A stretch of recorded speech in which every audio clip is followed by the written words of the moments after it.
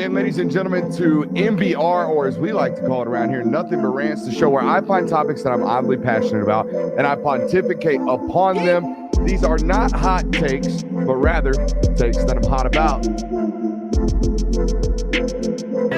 What's up? You really like that?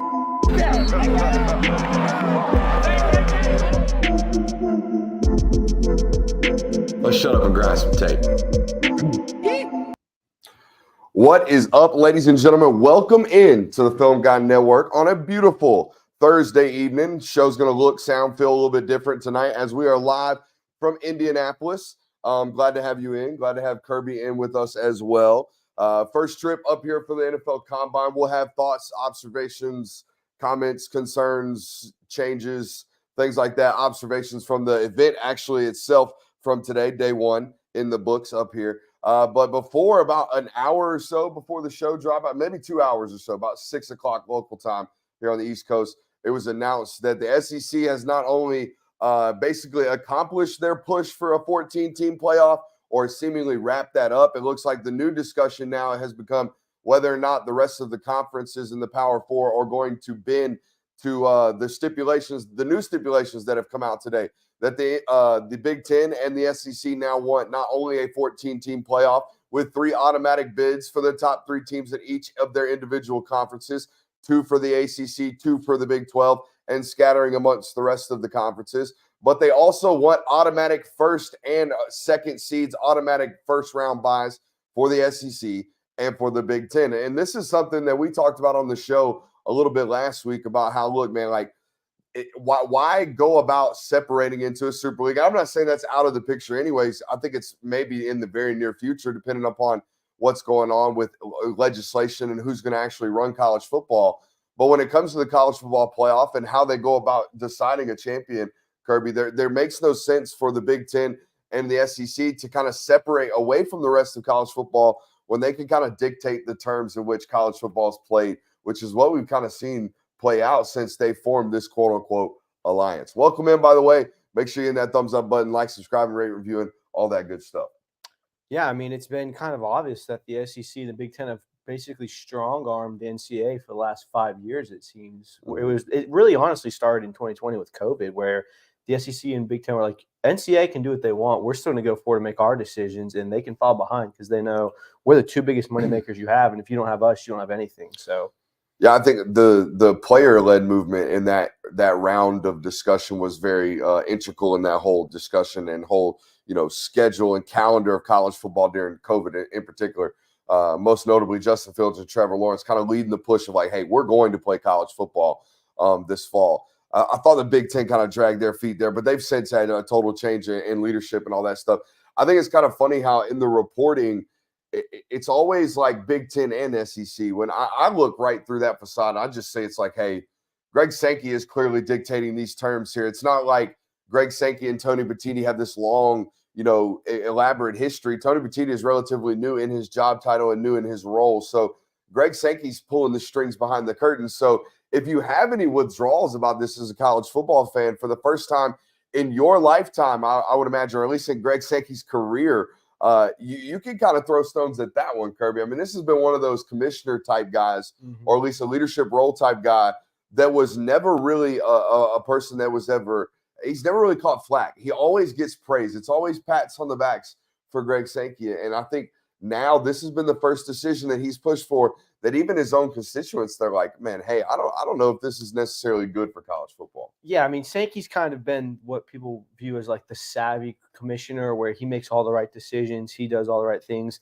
And I think somewhere along the way, like we talked about, he basically realized that, we have all the power we want, so we can do whatever we want. We can say, hey, we're getting 3 auto bids in, we're moving to 14 teams, we're doing whatever's going to benefit us. So that's kind of what you've seen. And I think the Big Ten, he's seen the value in the Big Ten as a conference as a whole, and he's kind of pushed them along with him. So if not value in their play style and value in their team, but damn sure value in their TV network, they have managed to do something that no other Power 5 conference or really conference in general can do, which is outgain the SEC in TV market value. If you remember, we talked about it on the show. I don't know how common it is knowledge with, the average everyday college football fan, but the SEC is not the highest paid television revenue split. It is the Big Ten. They get about $7 million per school more than each SEC member school. So I don't know how that's going to reslate when obviously the SEC contract comes up and restarts again in 2026. And I don't know how those numbers and how that data point will sound when that comes out. But no, I mean, I think Sankey has the power. Sankey has the clout, but they have the whole entire northern hemisphere of the United States with regards to television rights. And that's how these conversations used to get talked about, Kirby. And I know we're kind of going on a tangent here, but used to be it was like, hey, linear television rights, right? Like you want to get each state. That's why Rutgers was so big to the Big Ten, right? Because they're up there in New York and they can get New York State. But you don't necessarily need that now if we're going more towards a streaming model. So I wonder if some of these, dead weight programs might get cut, but maybe if they're grandfathered in. I don't know. It's a whole nother discussion on top of today's news, which is these automatic bids. What are your thoughts on the Big Ten and the SEC? Just, hey, automatically, they're the 1 and the 2 seed. Depending on who's the higher ranked team, they get the 1, the other gets the 2. But they're the superior conferences. They get the automatic buys. From a football standpoint, I mean, I get it. I think for the last, with the exception of this year, and you could still argue that the SEC and the Big Ten were the 2 main conferences, they've been the most powerful conference. They've been the best conference. They've had the best teams. I don't love that the Big Ten gets grandfathered in here. It's been the SEC. Let's be honest about this, right? It's been the SEC that has come in and won what? I think it was 10 out of the 14 of these. Yeah. Right. And then the ACC got 2 of them. So let's hold our horses on just like, hey, automatically we can guarantee the Big Ten is one of the 2 better teams. Maybe the last 3 or 4 years. Yeah, I think the argument comes in that SEC's been number 1 for so long, but Correct. Then Big Ten has always been the number 2. With the even when the ACC and Clemson were doing, you're talking about in total supremacy of conferences. Correct. Yeah, but they're not always guaranteed to have the second best team in college football. No. That's my concern. I don't have a concern of saying automatically the SEC is one of the better 2 teams in college football. My hold up is like, hey, whoa, why does the Big Ten automatically get one of these go ahead buys? Because not every year. In fact, more years than not in the last decade or so, at least since college football playoff has come around, it's been a kind of a toss up between the ACC and the Big Ten as to who is that second best team, if you will. Yeah, and I think that's just the disadvantage you have when you have 2 conferences that can essentially strong on the entire sport. That's the issue you have now, where the SEC can say, no, we are the best. We deserve all this stuff, even if they might not have the best team this year. I mean, they had Georgia and Alabama this year, who you could make an argument that they were the best team, but it didn't end up playing that way. So I think it's going to be very interesting to see just how far the SEC wants to take this and how far they want to drag the Big Ten along with them. I'm privy to this model over blowing it all up and separating into Super League. We keep talking about that, but that's I tweeted about it today. That's the loaded gun they're walking into. That's why they're getting all this leverage. You think the other conferences are doing this, willingly? This is a hostage negotiation. These are not friends walking in and going, yeah, you can just have those top 2 seeds. The Big 12 and the ACC feel shit on in this situation, and they can't say anything. They have no negotiating power because of how big those other 2 conferences are. The weird thing to me is the alliance we see between, like, we know the SEC and the Big Ten are the big boys, right? We know they're big brothers. But, like, we also know the SEC network is owned by ESPN, which also owns the SEC network, right? And we also know that Fox is directly tied to what's going on in the Big Ten, right? We all know this. We can all see this. We all know that the Big 12 is an associate with the Fox networks as well. So if the Big Ten and the SEC are out here, having this superiority complex, the goose is not good for the gander for these TV networks, who, by the way, pay the bills. Right. So you can't have the Big Ten and the SEC out here just, for lack of a better term, big dicking everybody and strong arming everybody, because little brother also happens to help pay the bills for the TV networks. Yeah, and that's the one issue where you give absolute power to 2 conferences that, we're seeing the Big 12 and ACC shrink already. I mean, people are talking about how the ACC is a sinking ship now. Yeah. And you look at the Big 12, they just add a bunch of group of 5 teams to their conference. Yeah. There's quality ones. Yeah, Houston, but it's not big school, UCF big school, right? Cincy look questionable. But adding Houston, Cincy, all the other teams you added is not the same as going out and getting Texas or 100%. Bama or Ohio or USC Washington, or Washington, yeah, like, Oregon. like things like that. Like there's such a power dynamic shift that's gone to the Big Ten and SEC now that we've seen, just because of the two teams basically saying, "Hey, we're going to go out and do whatever we want with this." And it all started with USC, right? Would we say conference realignment at least? We know why expansion started and kept going. It's because Right. of money. I think that's everyone's hit that nail on the head. But all the conference realignment has made this kind of ugly as well. Yeah. These conference realignments, if we still had the standard Power Five, but the Pac-12 was still intact, and the Big 12 still didn't look like, a scrum of mid-major teams that got brought up into the Power Five, I think these playoff pictures would look a whole lot clearer in terms of automatic bids, in terms of one conference or two conferences strong arming the rest of them.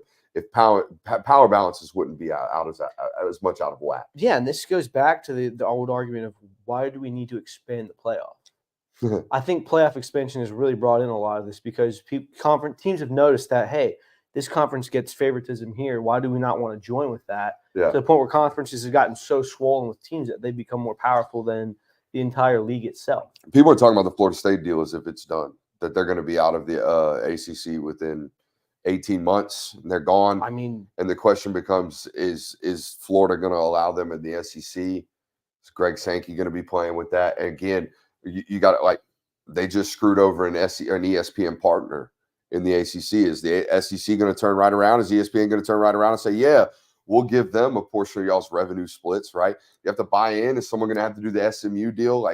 We're still not done. That's what's crazy.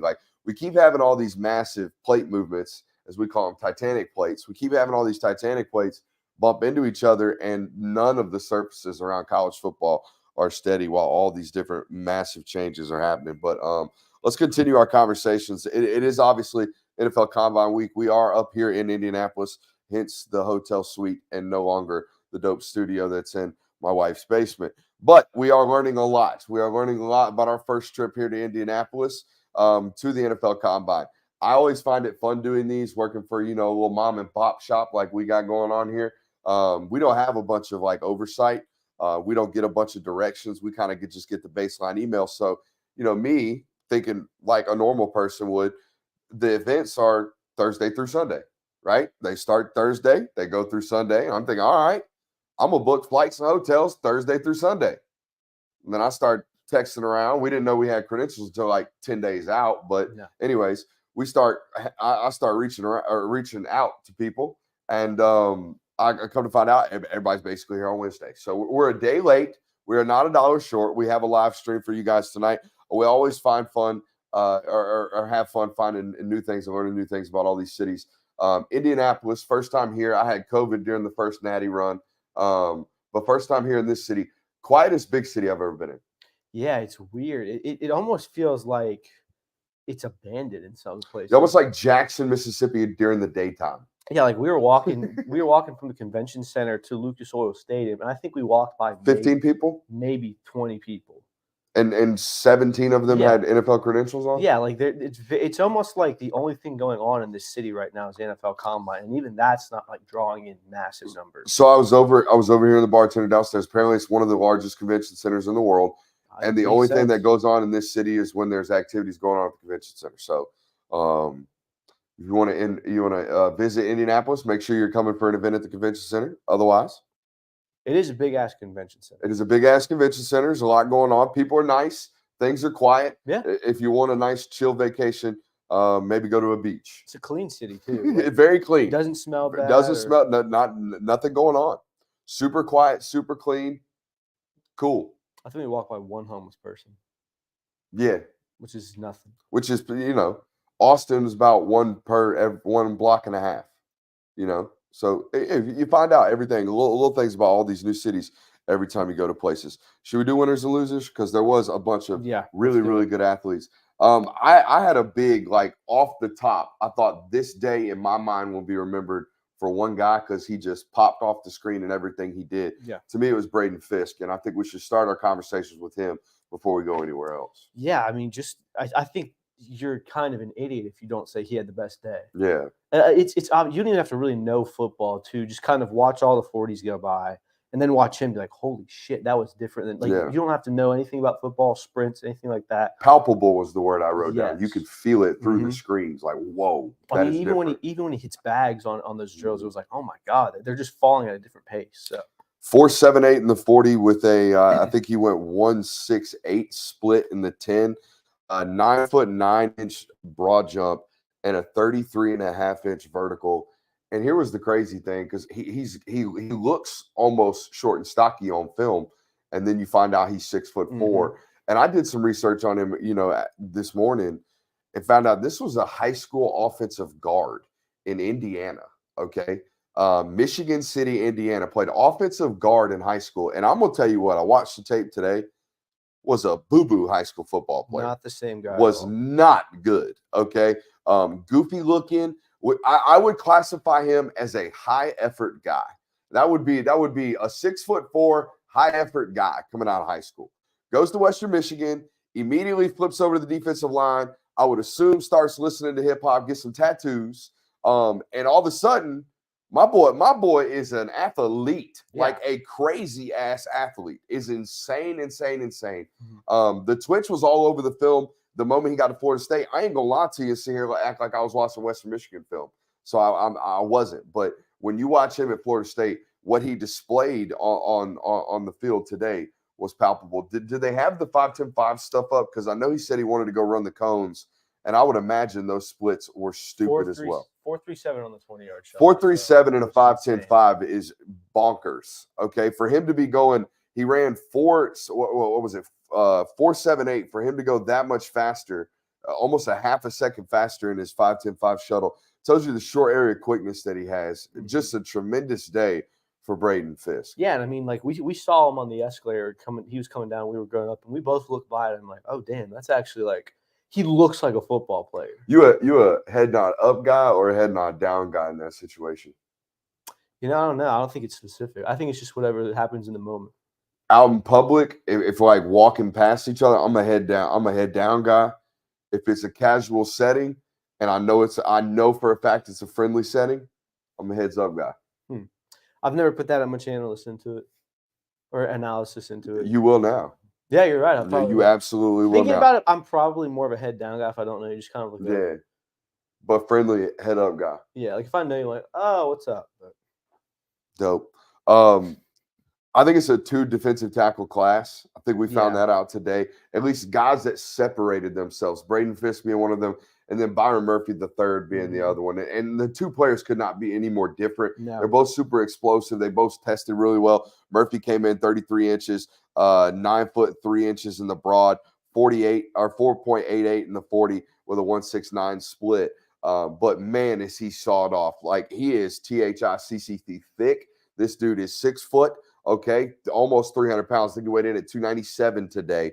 Played at 307 at Texas.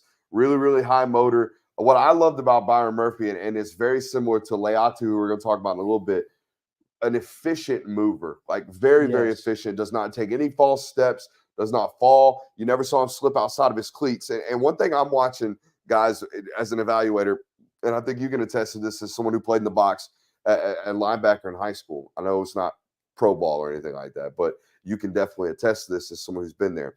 The moment your feet get outside of your hip box, that's when you start to slip in these situations. And those are compromised situations as an athlete, right? We don't ever want to do anything with our feet outside of shoulder width because we're not strong there, right? So when we go to stop our body weight and go to turn and change direction, if our feet start to slip, it's because we're in a bad position. So it's not just because of the turf. It's not just because of our cleats. It's because we're in bad spots, right? And great athletes don't get in bad spots. Byron Murphy did not slip at all today. No slips, no falls, and did everything he was supposed to. I would take Fisk today because of the length, and he doesn't have the arm length now. He's got 31-inch arms. Mm-hmm. Murphy's actually got longer arms, but the height and the pure raw size from Fisk, I would take. I think the ceiling you see on Fisk is higher, which is why you would take him. And I mean, the performance he put in the combine, he's backed up everything that he ever put on film with his athletic abilities. I think Byron Murphy has less wasted space almost, but it's only by a small margin. But obviously, if you value size in this league, you would want to go with Fisk. The thing I noticed about Byron Murphy, like when we were talking about no wasted space, on the NFL Combine broadcast where they do the one comeback drill, like Mhm. the lines were straight where they Yeah. analyze the feet. Like a lot of guys just rounded out. It almost looked like someone drew it with a perfect pencil. Yeah. Like straight lines, completely no highly wasted, efficient. yeah, Right? no wasted movement at all. None. And he plays the game of football that way. I would almost say that Tavondre Sweat was a very similar. Now he was out of control at times because how could you not be at 366 pounds? But there were moments today watching that where at 6'5.5", 365 pounds, I thought he had some of the better body movement skills out there on display. Granted, ran 4.27 or 5.27. 4.27 would be nuts. Ran 5.27 in the 40. Doesn't really matter. I was more impressed with the amount of ground he could gain and put force into the ground quickly at that size. Yeah, I think Tavondre Sweat's issue was that for every time he showed a flash, it was like, oh my God, this guy is elite, can be elite, has a high ceiling. We kind of talked about it. It was either like a beautifully executed drill or it was a train wreck. It was like, oh God, that did which, not by the look way, good at a all. beautiful microcosm of his game. Mm-hmm. I mean, if you watched him at Texas, there were moments in the football game where he was the best player on the field, and then there were moments where I'm not going to say he disappeared; he just ceased to be the best player on the field. Right. So it tends to happen. And it was a lot kind of for like you're big watching, it's like, oh, what's going on there? So I think he's another guy who I think has a very high ceiling. I think the problem is you're not going to get a consistent output from him. Yeah, I would say this. I have he's a safer bet to me from will the movement patterns and body patterns and skill set translate to the NFL than it would say a Jordan Davis was. Right. But is the longevity, is the things I have to question about big folks is high end efforts, right? And longevity of willingness to keep your body in the right, spot. Yeah. This was a guy who, Tavondre didn't weigh in at the Senior Bowl. He opted out and chose not to. And there were people at the Senior Bowl saying there's no way he's 365 pounds. There were people that were saying he's probably closer to 380, 385, maybe 390. There were people that were saying this was a very large human being. He takes 6 weeks off, disappears, comes back in at 365. You have to ask, is this something you have to ask inside of that Texas building? You have to ask people that have known Tavondre for a long time. Is this something that we're going to be able to consistently keep a hold on? No different than people had to do with Jordan. Jordan constantly got asked about his weight from the moment he got to Georgia to the moment he left to the moment he goes to camp. Every single training camp, they will ask him, hey, big dog, how much Swedish fish do we have this summer? They will definitely get after him about that the rest of his career. It's something the big fellows will have to attest to. All right, I have a classification of guys that I talk about every year. These are, hey, return to the tape guys. They do something at this event where you're like, whoa, I did not see that. Whoa, where did that come from? I got a couple of these guys. Brandon Dorlus, the kid from Oregon. I kept saying he looks like a power forward. Like he had the movement and body composition of a big stretch four, and looked like he could do some service on the block. But man, I think he went like 4.8 in the 40 with a really, really good 10 split at 287 pounds or something like that. So I'm gonna have to check the tape on that one. Rook Okororo, my man from Clemson did some hefty loads or hefty lifting today. He was out here running. Yeah, or horror.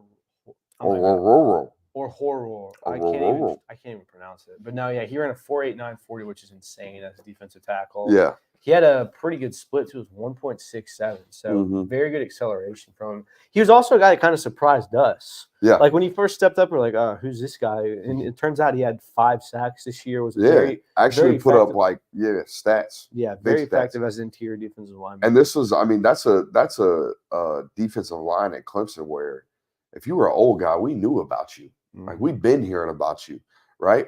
This was not one of those cases. So maybe we were just, a little bit ignorant to the fact they weren't watching a lot of, 3 or 4 loss Clemson football this year. No. And it's not totally on us. It's a little bit on Dabo. Well, yeah, I think that is an indictment on what Clemson has done over this. Because, like, you go back to that 2018 team, it was like, oh, my God, that entire defensive line is an NFL roster. And now, they still have great talent, obviously, but the quality of the program as a whole has declined enough to where people don't really tune in anymore. So, all right, I got a couple losers. All right. How about 5-star defensive linemen in the 2021 class? Yeah, we were. So these would be guys that should be out right now. These are 5-star football players that should be 3 and dones, in and out. like maybe coming back for a fourth year if you love your school. I would put JT Tuimoloau in that classification of a potential first-round draft pick who's just going back to Ohio State because an NIL and he loves his school. Yeah. I would put Jack Sawyer in like a top 50 discussion, not a first-round discussion. All right, he was a 5-star in that class. Corey Foreman, right, obviously a miss. I think he took 27 snaps last year at USC. It's crazy to think that he was a class of 2021. Yeah, and it dudded really, really quick. Leonard Taylor was out there today, the kid from Miami. I don't know, like second round projections right now, not guaranteed for like top end picks. I saw something that said he might be like the 10th rated defensive tackle in this class. That was a 5-star in 2021. Yeah, there were times when he looked really, really good, really smooth, but it always felt labored almost. So, and we watched it. We went back and watched some of his high school tape. Very stiff in the hips. So, Tyrion Ingram Dawkins, a senior still at Georgia, coming back for a fourth year, was a 5-star. Sorry to cut you off. He could have a big year. He very well could, and very well could be a first-round draft pick, maybe. Yeah, but I mean that's going to be one of those. Does he have the sample size questions? Even if he does have one of those boom years, right? And there's some injury history there, so the odds are stacked against him at least. Let's say to be a first-round draft pick for sure. Keyshawn Silver, defensive lineman, 5-star out of North Carolina, went and played for UNC. Believe he's still there. Don't know what's happening there. And then Mason Smith, who I would say had a decent day today and had a very great freshman year, blew out his knee the first game of the year against Florida State, and then had an okay year this year. I wouldn't even put it as an okay year this year. He had a decent year this year. And it doesn't look like we're going to crack like the top 50 on that one either. So the 5-star rankings in 2021, not great, Bob. It is interesting how many 5-stars, like this isn't the first time we've had something like this happen where if you're a 5-star, it does not automatically guarantee you're a first-round draft pick, even an NFL draft pick at all. And I think it is interesting just how often we miss on this. So it's surprising to see when you go down the entire list and be like, there's only 1 or 2 guys that are really going to have long careers in the league like this. But it's also kind of a reminder that these rankings do matter. It's a holistic view of you need them on your team to obviously put more talent on your team. But from a career personal standpoint, I don't think it matters that much. Yeah, I mean, the hit rate's like maybe 50%. And the hit rate even gets tinkered because I swear they go back and change them. I like, because who would know? Who would know other than somebody like me that might be screenshotting them for safekeeping, just for, competitive pettiness. But no, the hit rate on those is so hard that it's not an indictment on anything. It might be an indictment on development. Because I'll tell you what, I watched Corey Foreman tape coming out. I thought that guy was going to be great, right? I watched the 7-on-7. I watched the 1-on-1 stuff. I thought that guy was going to be great, right? You watched the Mason Smith stuff freshman year, and that kid might have been a top 30 pick his freshman year. Yeah. And then he blows his knee out, and it's a bad luck situation for some, and then for some it's a lack of development and whatnot. I know you liked Mekhi Wingo today. Yeah, defensive tackle, a little bit undersized out of LSU. Was a leader out there. Was brought to SEC Media Days this past year, and is a fourth-year guy. Been there a while. Played a lot of SEC football. Yeah, I felt like the LSU guys were probably, as a whole view of what school performed the best today, I felt like LSU did well. Mekhi Wingo and Mason Smith, they both did a good job of not necessarily being like, oh, my God, we were wrong about this guy. He's way more talented. He needs to be slotted even higher in the draft. But I think they bumped up, and I think they validated where people thought they were in the draft, which, I mean, is they're both day 2, day 3 picks, which is a very good place to be. Yeah. So I think LSU, obviously Florida State had a good day. Texas had a good day. But LSU, I think, was the most consistent out of all these schools. I wasn't extremely impressed with Jared Verse today. I know he ran well in a straight line, but if you go back and watch all those field drills, there's a lot of touching the turf. There's a lot of falling down. There's a lot of general stiffness that you don't want to see in those drills. You talked about somebody earlier talking about Byron Murphy. Yeah. Everything was efficient. Everything was a straight line.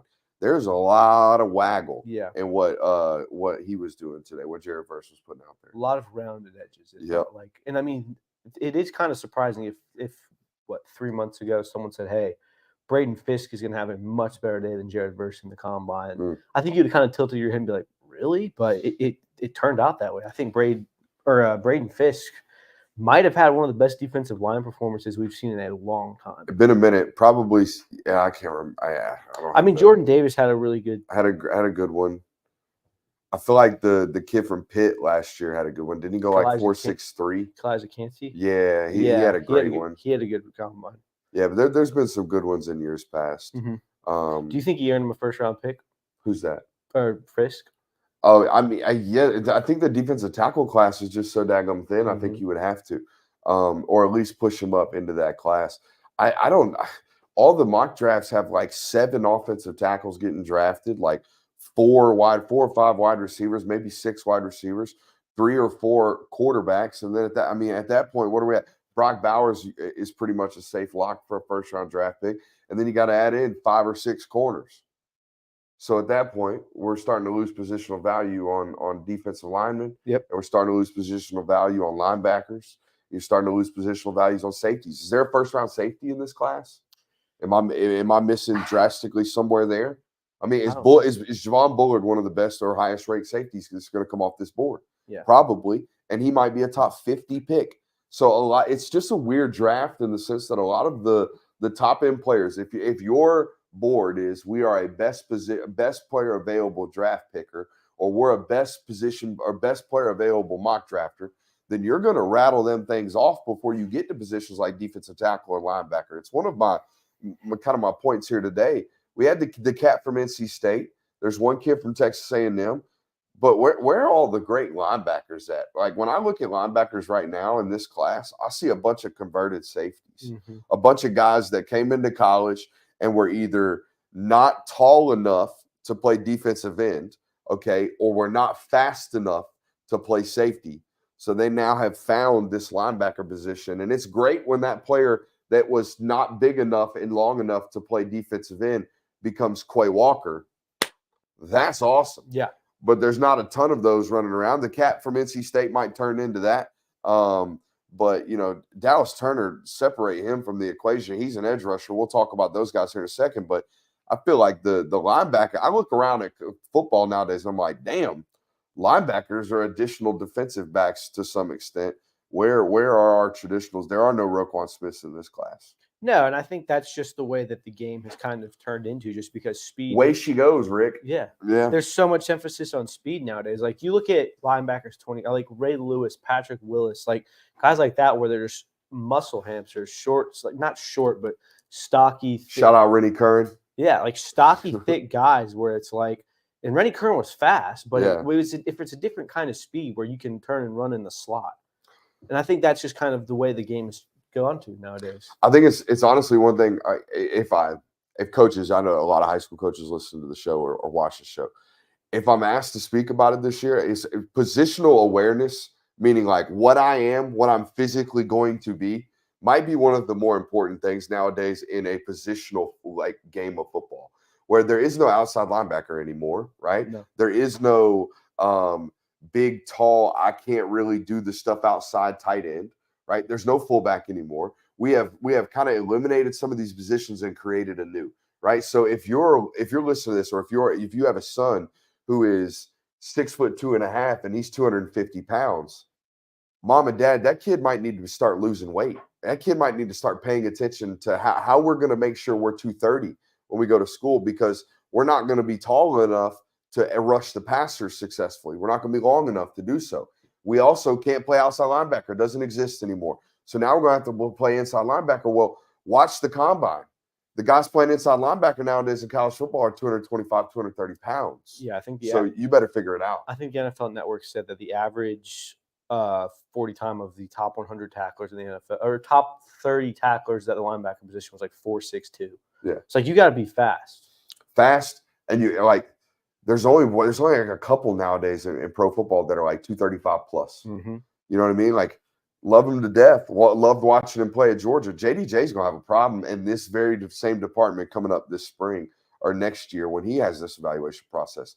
When he's, playing fall football this year at 238 pounds, 240 pounds, he's going to have to figure out a way to cut down before he comes to the combine next year.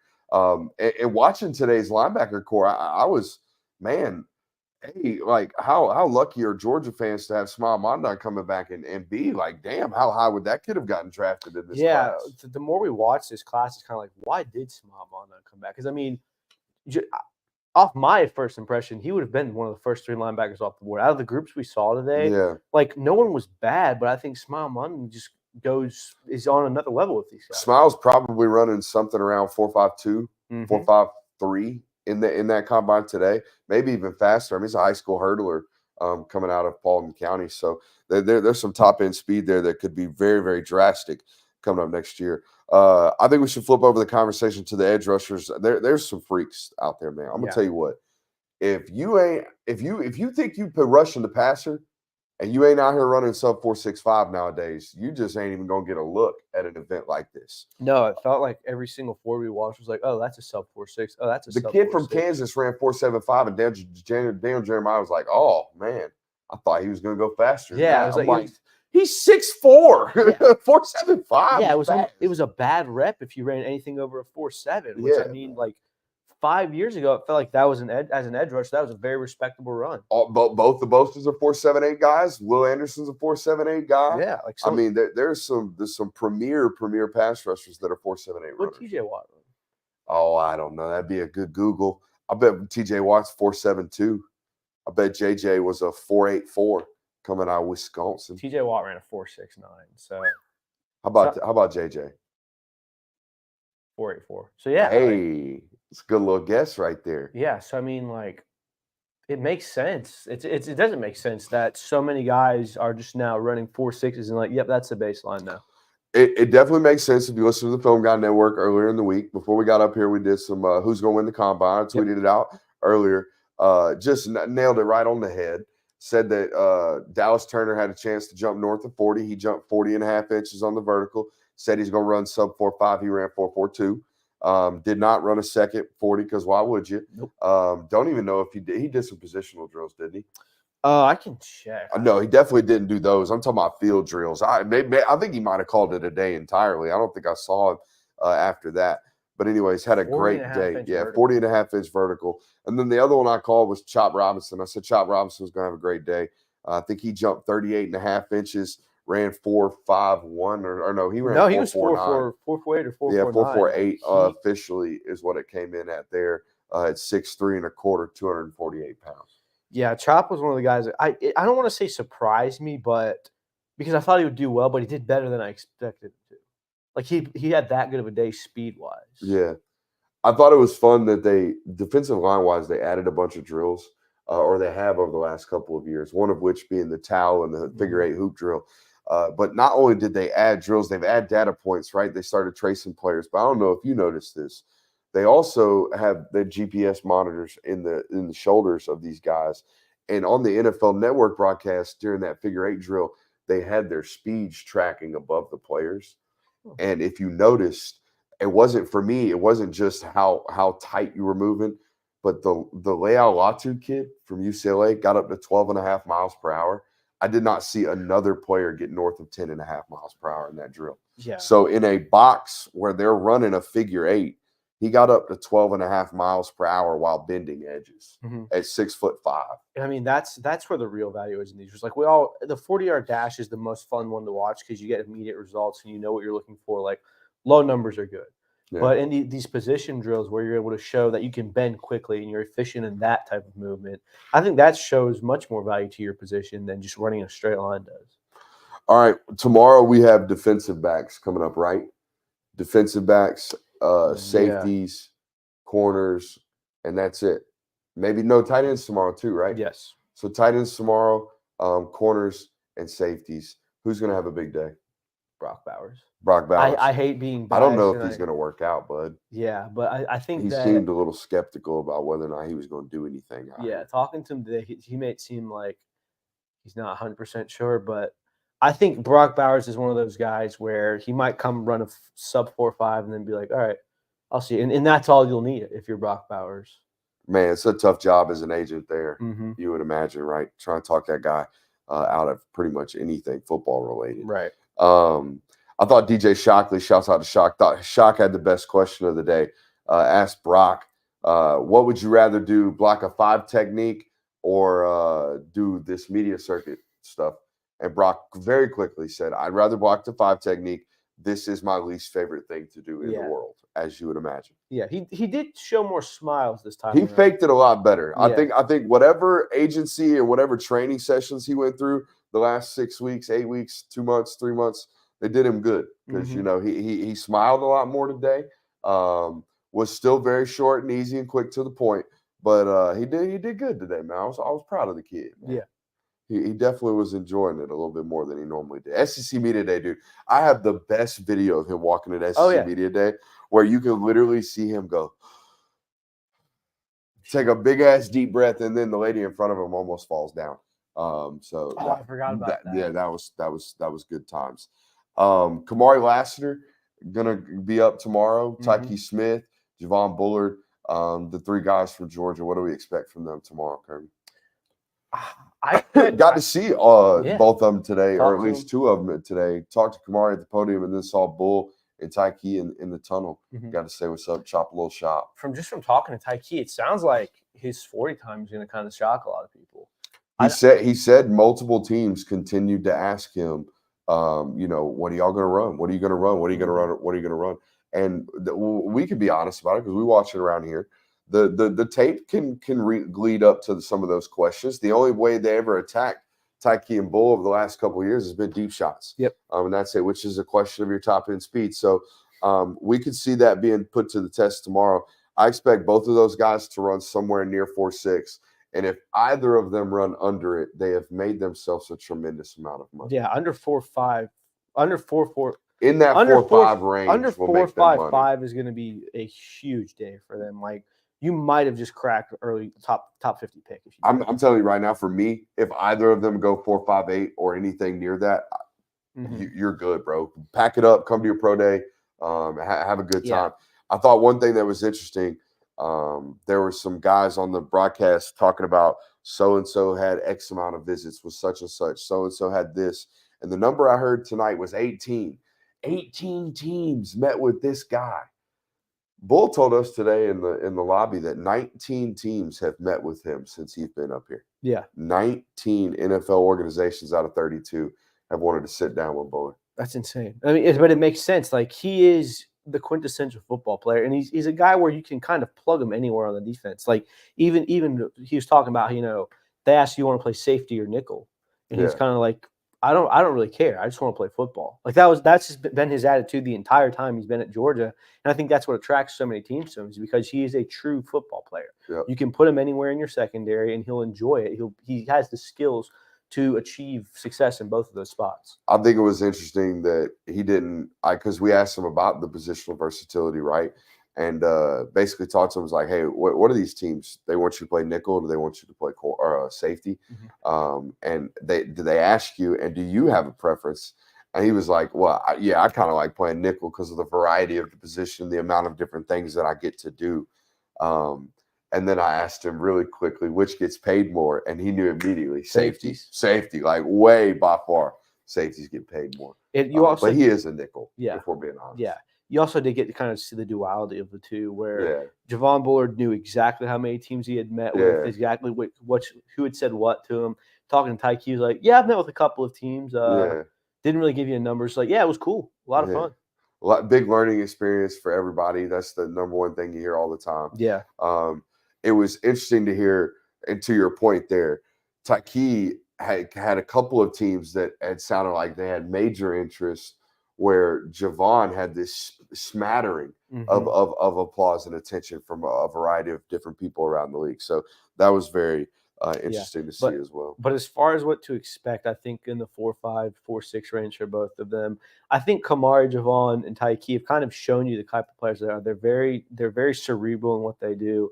They're very exact in their footwork. I think that's where they're going to succeed a lot. And in position drills such as that, things you don't really quantify, but just watching, going, hey, that was a really good rep. That's where they're going to excel. I don't know if testing-wise they're going to blow you away. Yeah. But they don't need to, because they're football players. They're not these combine warriors. Pro Day is going to be fun in Athens, but we got a couple of things left to do here in Indianapolis. I think we're going to call it a show there for you guys. We will be back Monday. I think we're going to call it a week, hammer out articles while we're here. and maybe just do some general schmoozing. Shouts out to that boy, Jay Will. He did absolutely no work tonight. So for that boy, Jay Will, let's give him 3. We'll see you later. Love you. Bye. Oh, we can't leave the studio. We got to end the live.